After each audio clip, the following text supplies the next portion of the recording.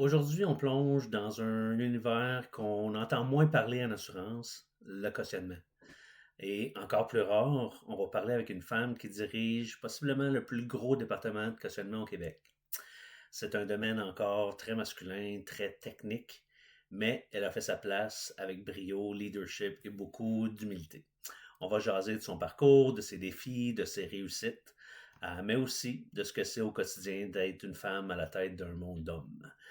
Installez-vous confortablement, prenez un bon café et bienvenue à cet épisode du Café Courtier.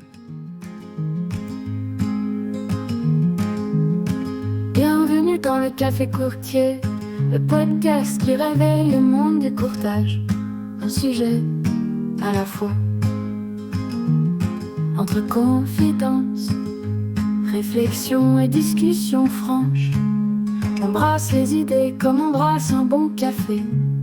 Avec passion, chaleur et parfois un peu de piquant.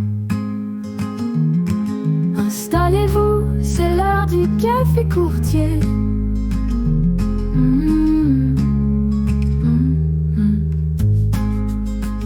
Fait que salut! Allô?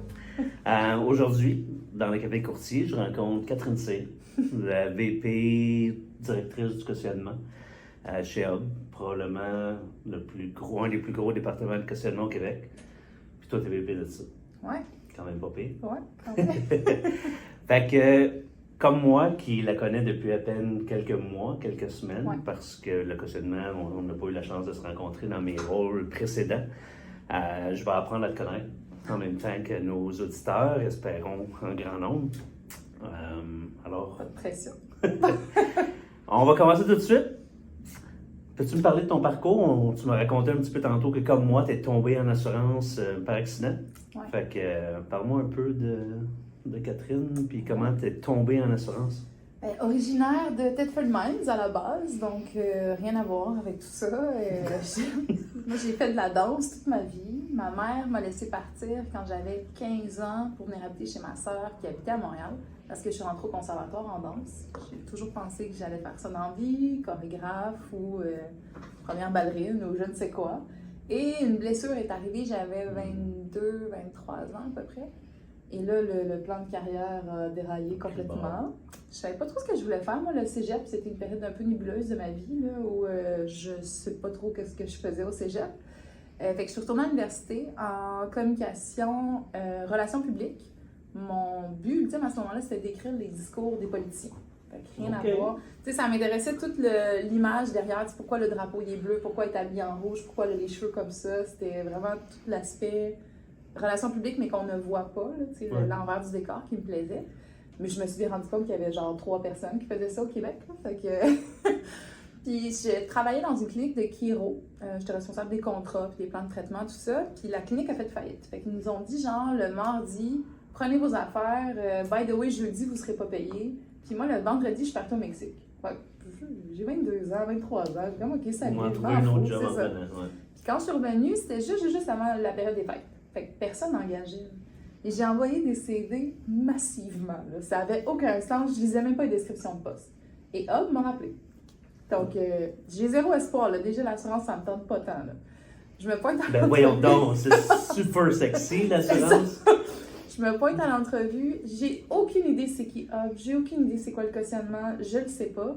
Et mon patron de l'époque m'a embauché parce que j'avais un background de ballet. Puis il s'est dit, OK, c'est sûr que cette fille-là est disciplinée, Ouais. c'est à son affaire. Donc, je suis rentrée en cautionnement de licence et permis. Ça, c'est tout ce qui est RVQ, vendeur de véhicules usagers, tout ça. Je renouvelais des polices, là. Je faisais Ouais. des factures. Des puis, trucs les annuels, lettres. Ouais, puis, c'est ça, ouais. c'est ça.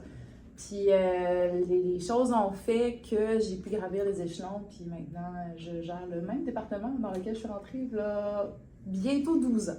Wow. Ouais. Combien de personnes dans ce groupe-là?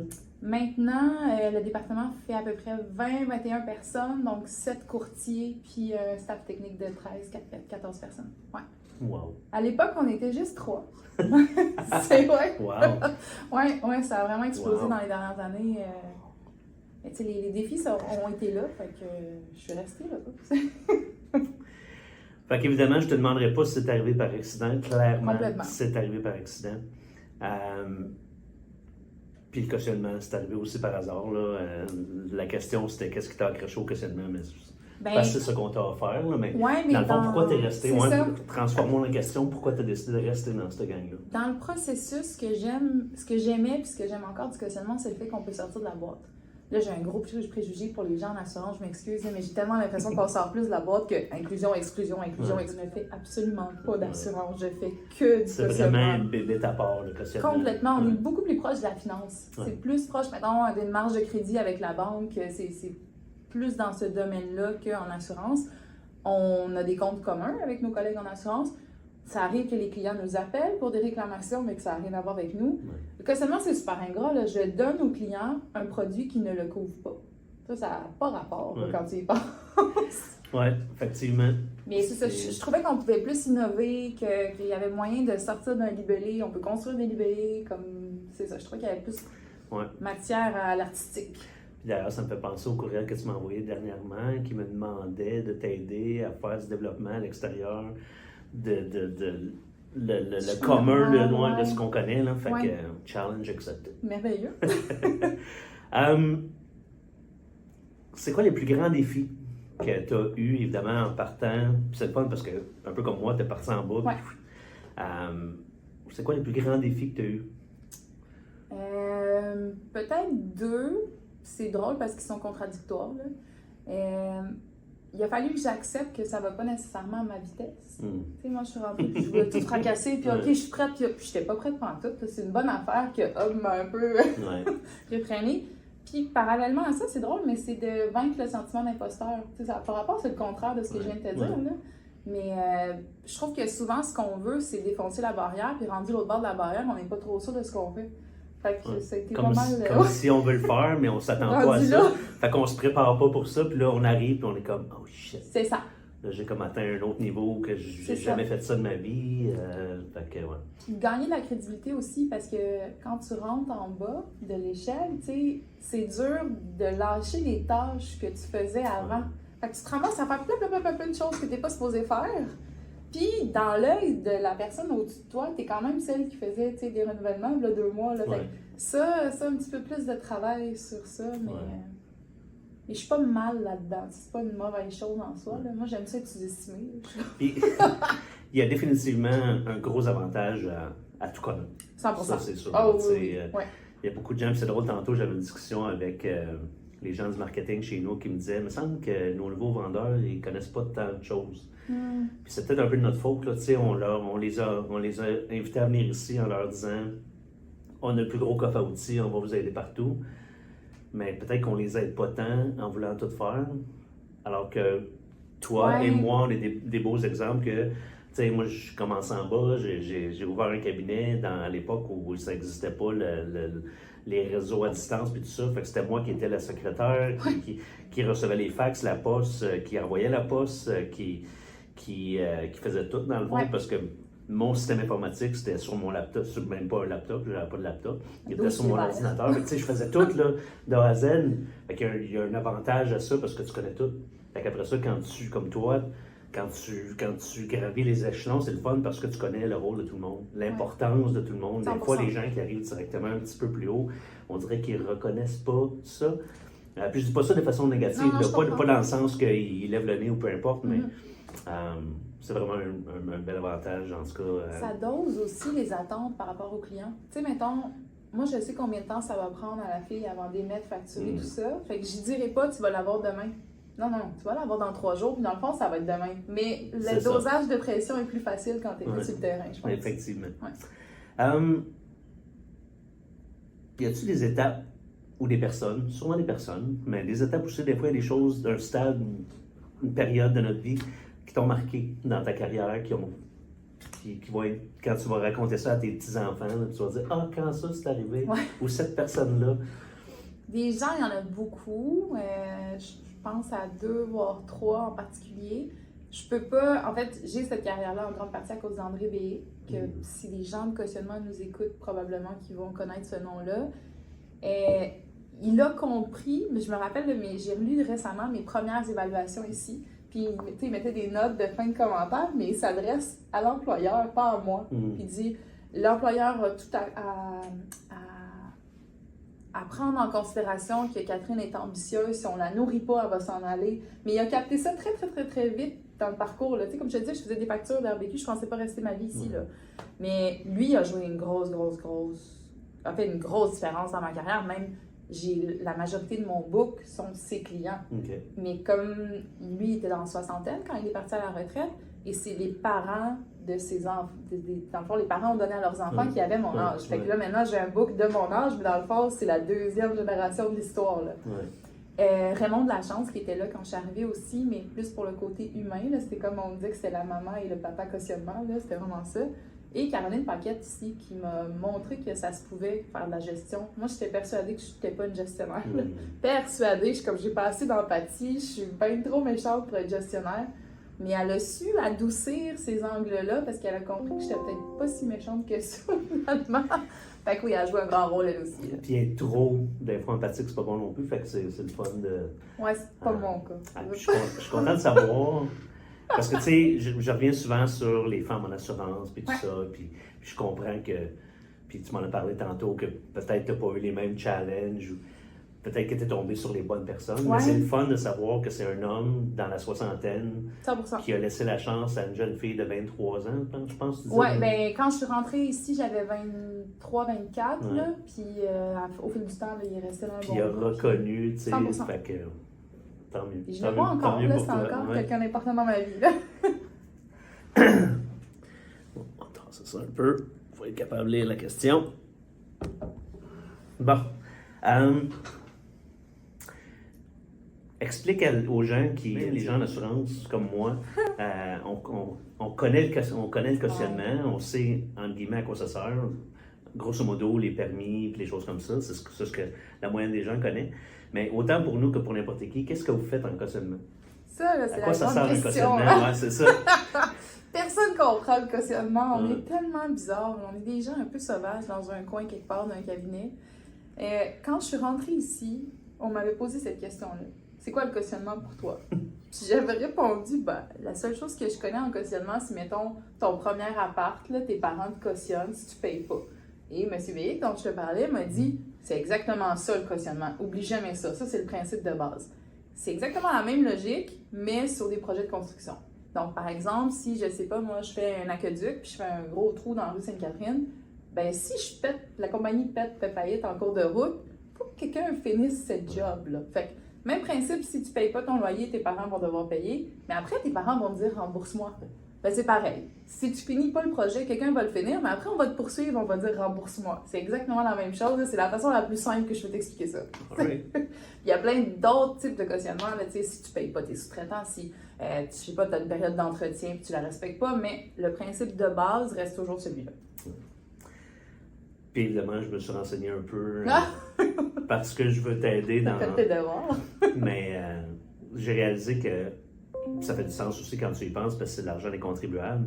Ouais. Mais que à peu près tout ce qui est gouvernemental, tous les contrats gouvernementaux, même si c'est pour la création d'un système informatique, disons ça à la SAQ, mais même pour la création d'un système informatique, le gouvernement va exiger une caution pour être sûr que si jamais la compagnie fait faillite ou que pour X, Y raison, ils doivent passer à autre chose, bien, au moins la caution va les aider à payer le prochain fournisseur ou le prochain... Oui, mais dis-toi qu'à chaque situation où l'instance publique, là, ou le gouvernement, ou peu importe, l'entité publique doit sortir éventuellement de l'argent dans ses poches, ben, il y a un cautionnement. Parce qu'ils ne veulent pas sortir l'argent de leur poche. Sans avoir une garantie d'exécution ou quelque chose comme ça. Parfait. Ben, moi, je comprends mieux. J'espère que vous comprenez mieux aussi. La prochaine série de questions, mais j'ai l'impression que ça va aller vite, c'est les femmes dans un domaine d'hommes. La question, c'est comment ça a été pour toi faire ta place. Clairement, ça a été plus facile que la moyenne des femmes. Ben, je suis comme à l'envers du courant actuel. Là. Puis je t'en avais parlé, là, je me suis dit, je sais pas jusqu'à quel point tu vas être content que je dise ça. Non, mais je suis content qu'il y ait que ça n'a pas été dur pour... Tu sais, j'aimerais mieux pas avoir à parler de ça.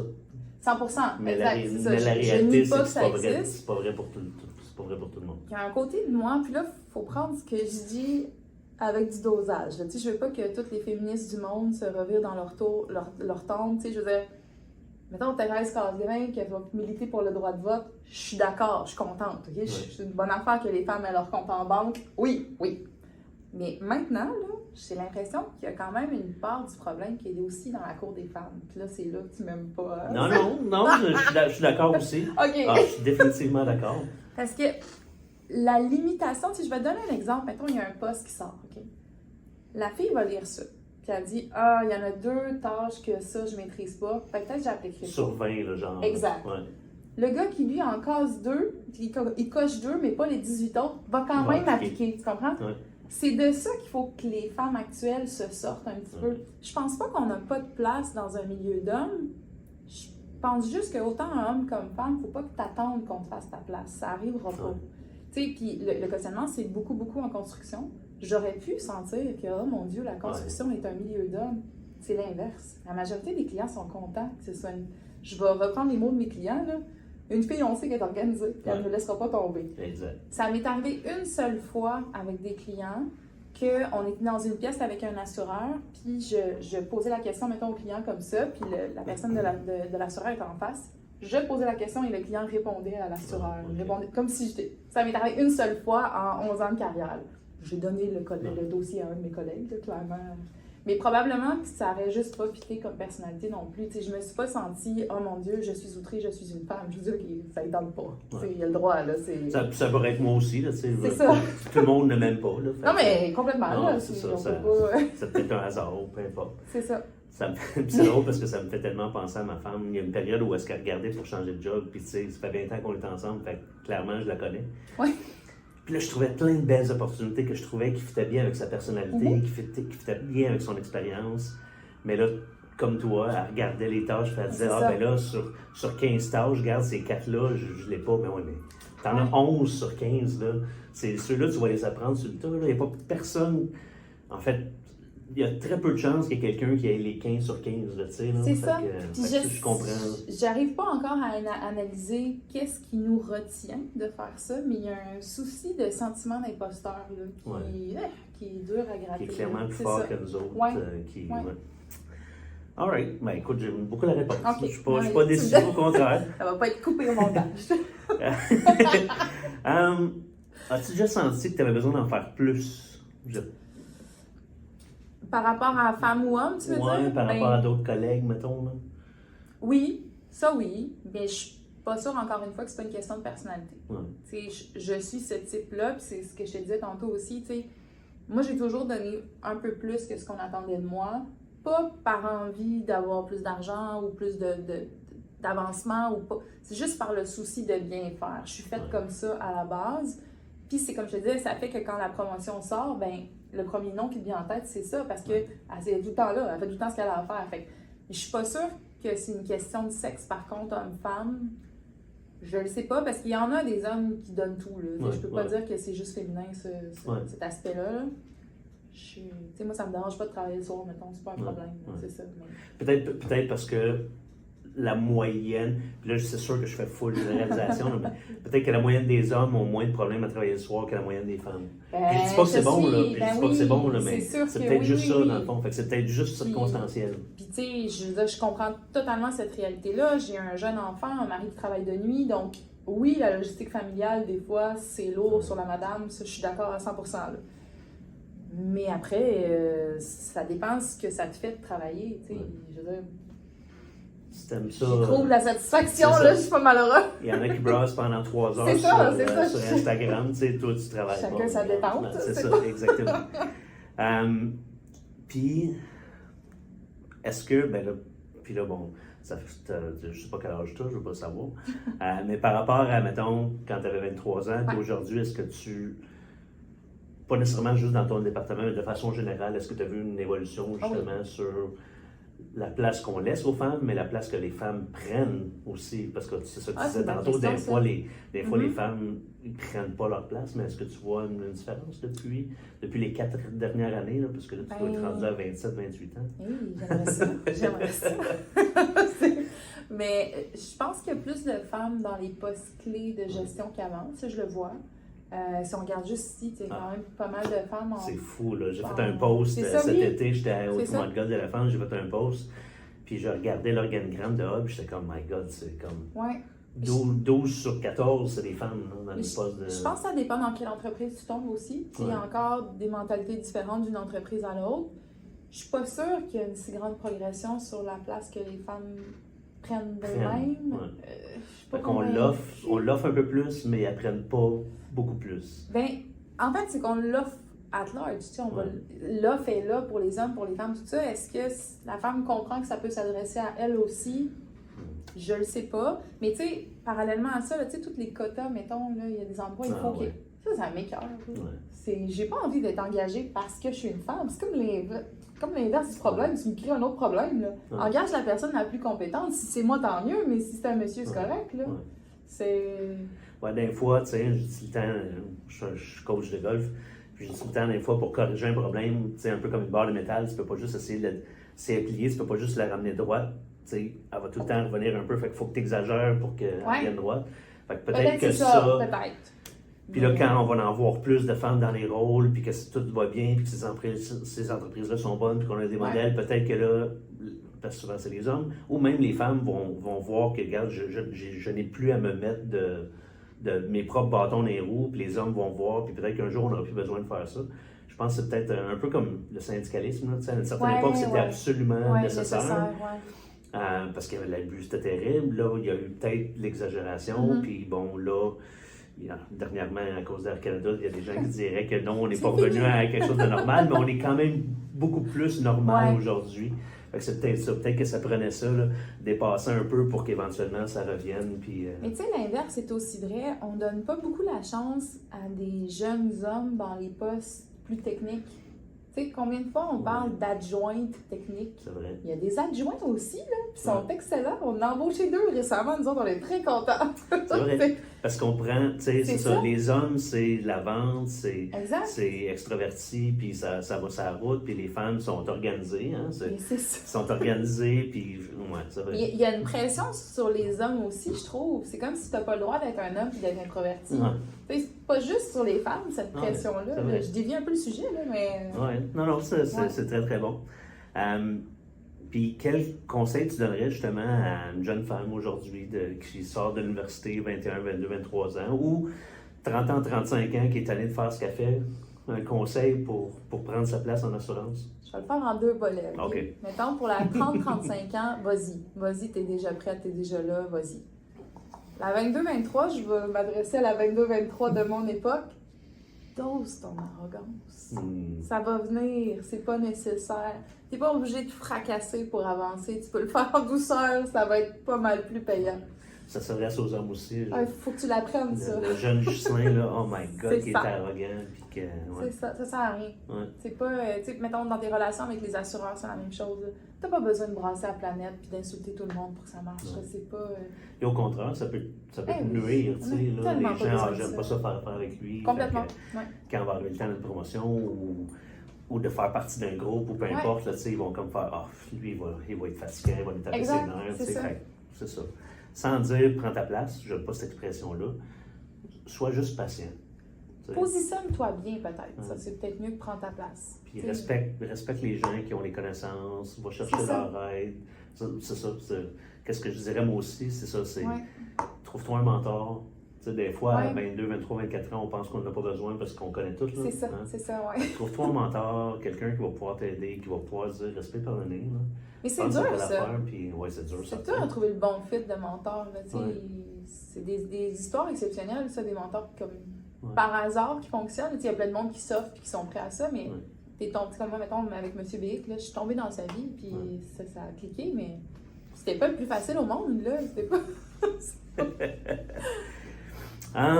Prochaine série de questions par rapport à direction puis leadership. C'est quoi pour toi la plus grande fierté d'être à la tête d'un des plus gros départements de cautionnement au Québec? Qu'est-ce que tu as comme... Ça va être drôle ma réponse, là, mais c'est l'équipe en dessous. J'ai une équipe de feu. Là, puis je dis tout le temps ça, c'est des gens qui iraient dans le feu pour moi. Ils ont une loyauté de malade mental. Tu sais, on a eu une grosse période de rush récemment, puis les filles s'envoyaient des... Ben, je dois pas dire les filles, maintenant c'est fini, il y a des garçons là-dedans.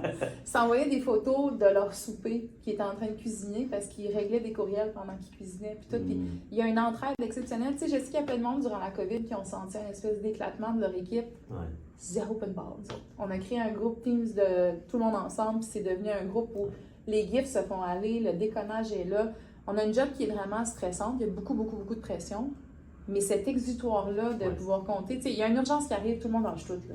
C'est d'avoir réussi à créer ça, parce qu'on avait ça quand on était un tout petit groupe à la base, quand je suis rentrée ici, on était juste moi, Myriam, qui est mon amie, et M. Béhic. Puis on a réussi à garder ça malgré le fait qu'on a comme quadruplé. Fait que ça c'est... Puis j'y suis pour quelque chose, là. Fait que tu sais, je le prends, là, c'est ça. T'es pas la première qui dit ça. Ah ouais? Puis je trouve que ça fait du sens.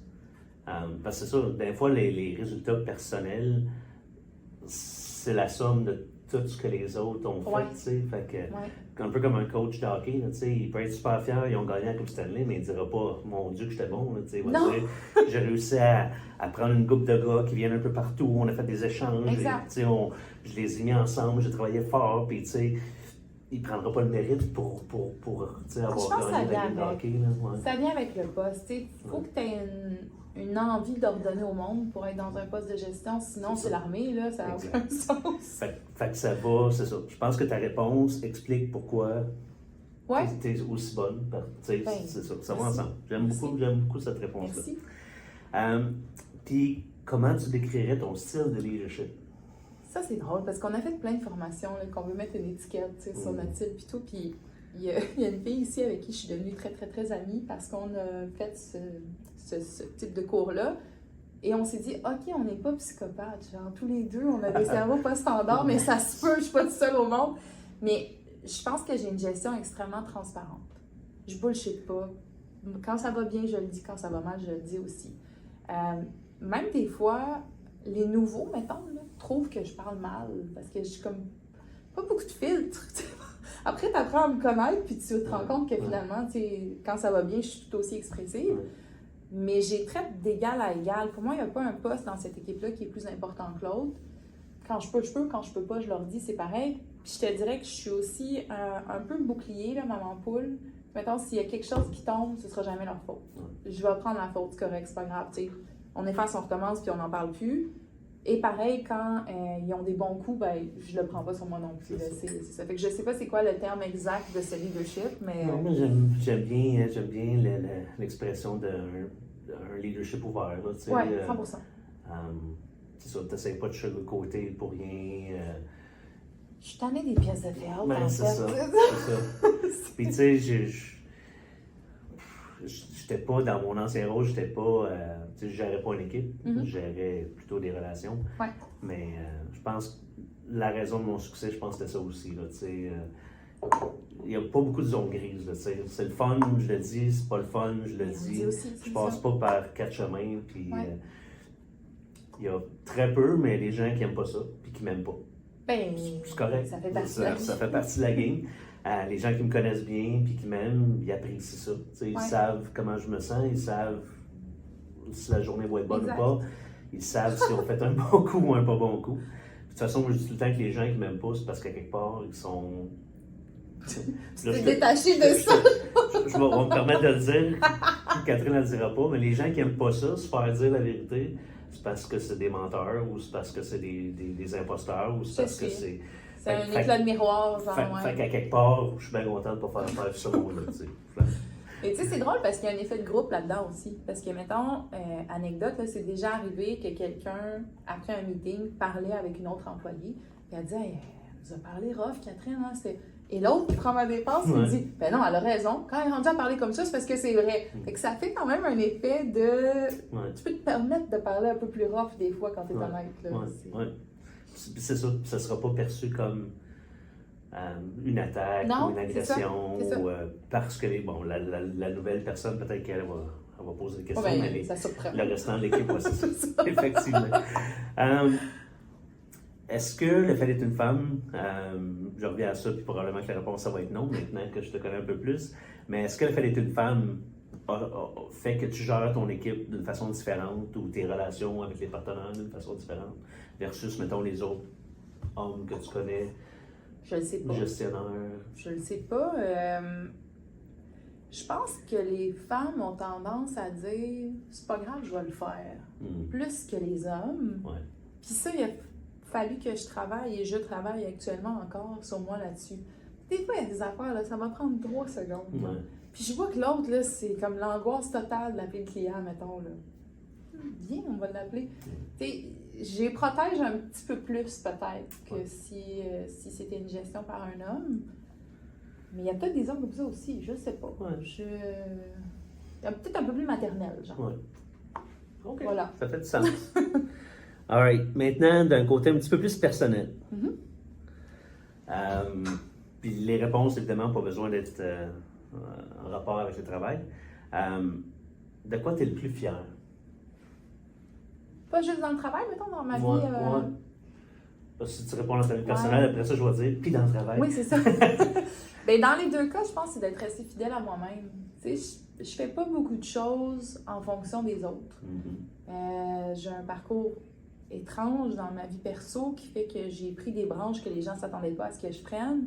Puis, je pense que quand tu agis avec intégrité, même quand tu te trompes, ben c'est plus facile, tu sais. Tu vas l'admettre que tu t'es trompé, puis tu vas... Fait que je pense pas que j'ai joué de game, puis ça me plaît, tu sais. Quand je me couche le soir, j'ai pas de misère à dormir, je suis bien avec moi-même, tout ça, ouais. Puis d'avoir su doser ce tempérament-là en sachant que ça peut-être plaît pas à tout le monde, justement, là. Tu sais, j'ai jamais été, mettons, même enfant, ma mère va te dire ça, j'ai jamais été quelqu'un qui a besoin de l'amour des gens. M'en fous un peu, honnêtement, là. Mais j'ai appris à respecter la sensibilité de l'autre en face de moi, ce que je faisais pas plus jeune. Ça fait-tu du sens? Oui. Et les deux, puis ce que tu as dit, dans le fond, ça s'applique autant au travail 100%. que dans le personnel. Puis, qu'est-ce qui garde le plus motivé? Tu sais, à te lever le matin puis dire, je m'en vais travailler. La vente, ça motive quand même beaucoup. Ah ouais. Ça, ouais. J'ai ça en moi. T'as ça en toi. Closer des deals, aller chercher des nouveaux clients, ça, c'est... Puis ça m'a pris du temps avant de penser que j'étais comme rendue là. Tu sais, d'être embrasée le rôle de directrice de compte puis producer, tout ça. Là, je suis rendue là puis j'ai du fun. Puis j'ai une équipe assez solide en dessous de moi qui me permet de pouvoir le faire puis d'avoir du fun. Fait que c'est comme si j'ai bien setupé l'alentour pour pouvoir me permettre de faire ça. Ça me motive vraiment, vraiment beaucoup. Ben évidemment, j'ai un petit bonhomme de 4 ans, ça motive la vie en général, là, ça c'est clair. Il y a un petit peu de folie puis de bonheur dans la vie qui sont là, ça c'est clair. Mais c'est la vente puis la progression des gens aussi dans mon équipe. Tu sais, de voir un junior qui commence à aller chercher un prospect, à aller closer un deal, qui m'appelle pour des affaires plus compliquées, ça je trouve que c'est étrange parce que tu voulais pas que je le dise, mais j'ai 37 ans. C'est étrange d'être dans un poste de senior à 37 ans. On dirait, dans ma tête, les seniors, ils ont 60 ans. Ouais. Mais, tu sais, je veux dire, ça fait quand même 11 ans, presque 12 que je roule ma bosse. Puis, tu sais, je suis devenue la référence. J'haïs pas ça. J'haïs pas ça. Ouais. Quoi être fier. Puis, si tu peux changer une chose dans... La question, c'était spécifiquement au cautionnement. On va y aller avec le cautionnement. Si tu pouvais, puis après ça, on ira avec l'industrie en général. Si tu pouvais changer une chose dans l'industrie du cautionnement, la façon que c'est géré, la façon que vous travaillez, la façon que...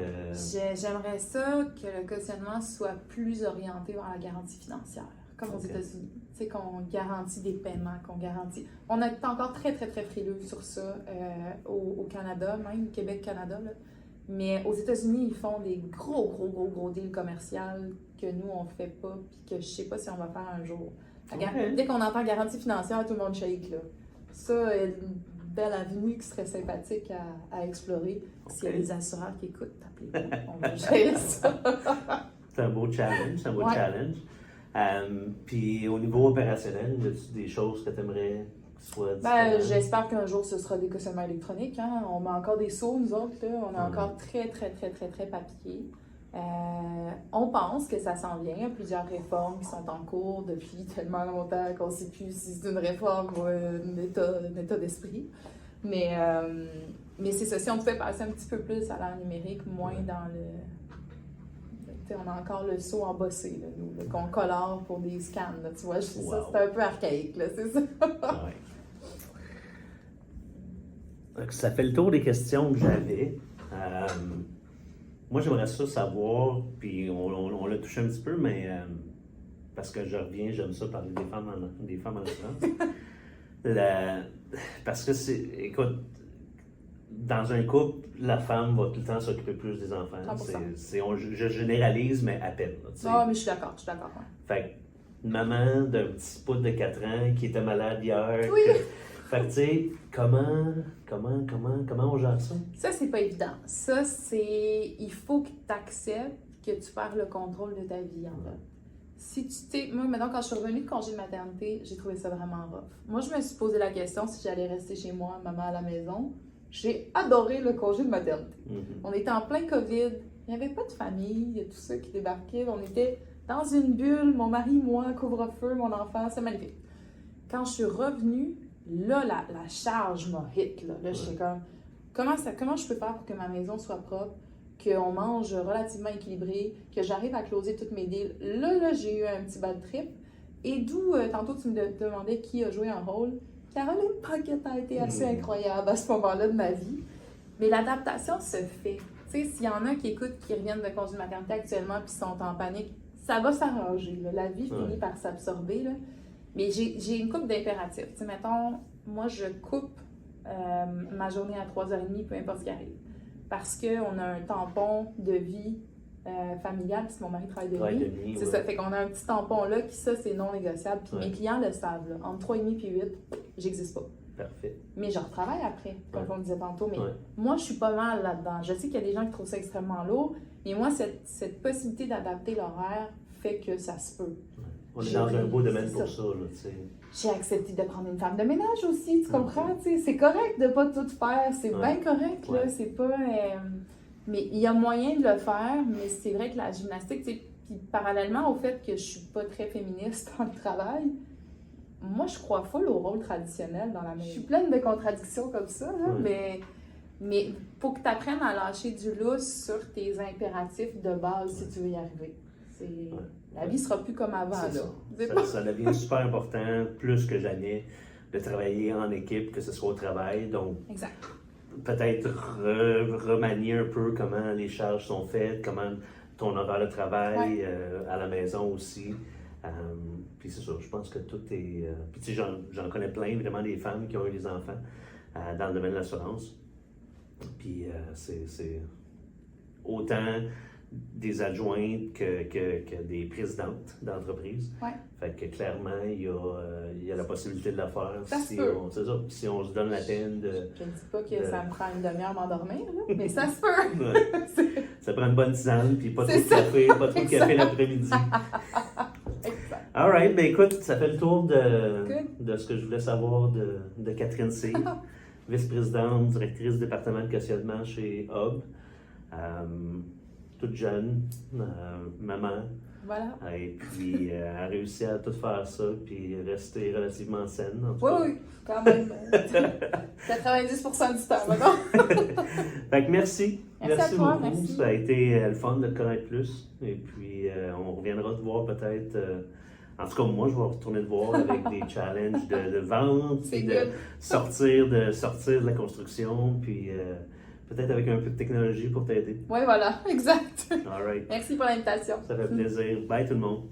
Dans cet épisode, on a découvert non seulement le parcours impressionnant d'une femme qui dirige probablement le plus gros département de cautionnement au Québec, mais aussi un message assez fort qu'elle adresse à toutes les femmes de notre industrie. Prenez votre place, osez sortir de votre zone de confort. Dans le fond, Catherine nous rappelle que bien souvent, les limites qu'on pense avoir, c'est nous-mêmes qui se les imposons. Alors, il faut oser sortir de notre zone de confort et pas attendre que quelqu'un d'autre nous offre ou nous donne ce qu'on pense qui nous est dû. Allez-y, allez le prendre. Et entendre ce message-là de quelqu'un qui a gravi les échelons d'en bas en bas jusqu'à la tête du département de cautionnement, ben, je trouve ça puissant. J'espère que cette conversation-là vous a inspiré, autant qu'elle m'a inspiré moi. Et s'il vous plaît, suivez et abonnez-vous aux pages YouTube et Instagram du Café Courtier. Ça vous permet d'avoir les plus récentes nouvelles, mais aussi ça m'aide énormément avec les algorithmes pour pouvoir être vu. Alors, à bientôt et à bientôt pour le prochain épisode du Café Courtier. C'est la fin du Café Courtier, le podcast qui réveille le monde du courtage, un sujet à la fois.